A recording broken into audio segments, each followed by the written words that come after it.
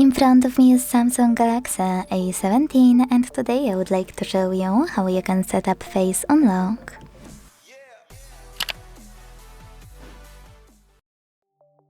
You need to start by opening Settings and scrolling to tap on the Security and Privacy section. Then select Lock Screen at the top and enter your current login method. If you don't have any screen lock, you need to set one up by tapping on one of those options, or you won't be able to set up face recognition. If you have your screen lock, tap on face recognition here, choose Continue. Tap on Register. When you're ready, keep your face in frame and follow all of the instructions from your screen.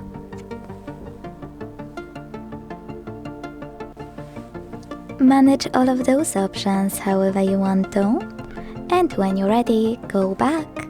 So now, when I switch off my screen and turn it back on, I can see that Face Unlock is working properly. Thanks so much for watching. If you enjoyed this video, don't forget to leave a like, comment and subscribe.